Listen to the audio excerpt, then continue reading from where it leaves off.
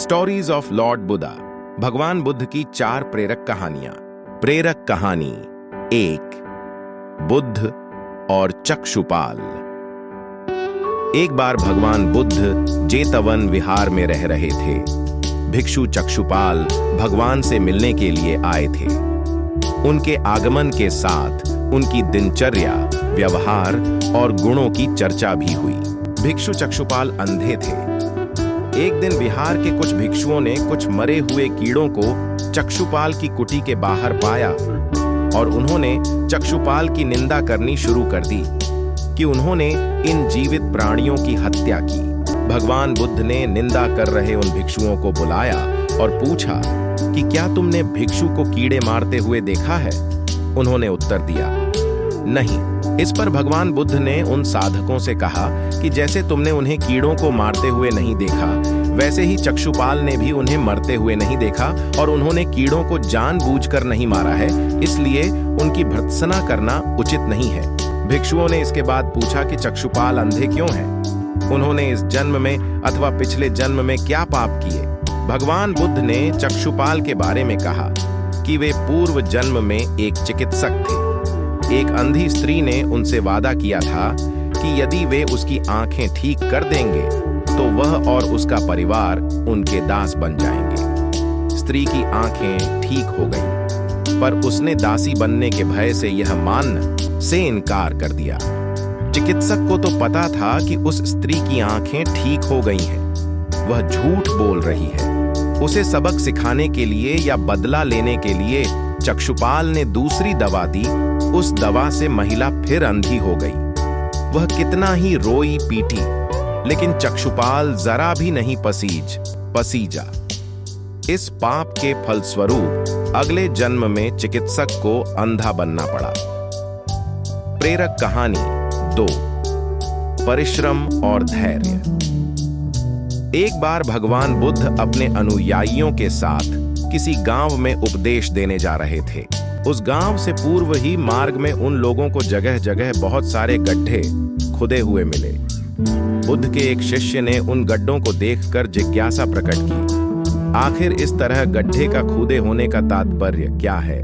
बुद्ध बोले, पानी की तलाश में किसी व्यक्ति ने इतने गड्ढे खोदे हैं। यदि वह धैर्य पूर्वक एक ही स्थान पर गड्ढे खोदता तो उसे पानी अवश्य मिल जाता, पर वह थोड़ी देर गड्ढा खोदता और पानी न मिलने पर गड्ढा खोदना शुरू कर देता। व्यक्ति को परिश्रम करने के साथ धैर्य भी रखना चाहिए। प्रेरक कहानी 3, अमृत की खेती। एक बार भगवान बुद्ध भिक्षा के लिए एक किसान के यहाँ पहुंचे। तथागत को भिक्षा के लिए आया देखकर किसान उपेक्षा से बोला, श्रमण, मैं हल जोतता हूँ और तब खाता हूँ। तुम्हें भी हल जोतना और बीज बोना चाहिए और तब खाना खाना चाहिए। बुद्ध ने कहा, महाराज, मैं भी खेती ही करता हूं। इस पर किसान को जिज्ञासा हुई और वह बोला, मैं न तो तुम्हारे पास हल देखता हूं, न बैल और न ही खेती का स्थल। तब आप कैसे कहते हैं कि आप भी खेती ही करते हो? आप कृपया अपनी खेती के संबंध में समझाइए। बुद्ध ने कहा, महाराज, मेरे पास श्रद्धा का बीज, तपस्या रूपी वर्षा और प्रजा रूपी जोत और पाप भीरुता का दंड है। विचार रूपी रस्सी है और जागरूकता रूपी हल की फाल और पेनी है। मैं वचन और कर्म में संयत रहता हूँ। मैं अपनी इस खेती को बेकार घास से मुक्त रखता हूँ और आनंद की फसल काट लेने तक प्रयत्नशील रहने वाला हूँ। अप्रमाद मेरा बैल है जो बाधाएं देखकर भी पीछे मुंह नहीं मोड़ता है। वह मुझे सीधा शांति धाम तक ले जाता है। इस प्रकार मैं अमृत की खेती करता हूं। प्रेरक कहानी 4, दान की महिमा। भगवान बुद्ध का जब पाटलिपुत्र में शुभागमन हुआ तो हर व्यक्ति अपनी अपनी सांपत्तिक स्थिति के अनुसार उन्हें उपहार देने की योजना बनाने लगा। राजा बिंबिसार ने भी कीमती हीरे, मोती और रत्न उन्हें पेश किए। बुद्ध देव ने सबको एक हाथ से सहर्ष स्वीकार किया। इसके बाद मंत्रियों, सेठों, साहूकारों ने अपने अपने उपहार उन्हें अर्पित किए और बुद्धदेव ने उन सबको एक हाथ से स्वीकार कर लिया। इतने में एक बुढ़िया लाठी टेकते वहां आई। बुद्धदेव को प्रणाम कर वह बोली, भगवान, जिस समय आपके आने का समाचार मुझे मिला उस समय मैं यह अनार खा रही थी। मेरे पास कोई दूसरी चीज न होने के कारण मैं इस अधखाए फल को ही ले आई हूं। यदि आप मेरी इस तुच्छ भेंट स्वीकार करें तो मैं अहोभाग्य समझेंगी।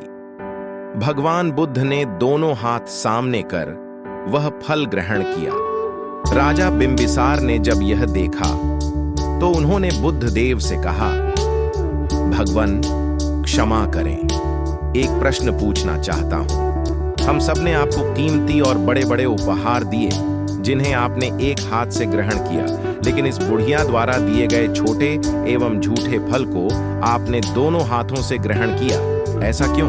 यह सुन बुद्धदेव मुस्कुराए और बोले, राजन, आप सबने अवश्य बहुमूल्य उपहार दिए हैं, किंतु यह सब आपकी संपत्ति का 10वां हिस्सा भी नहीं है।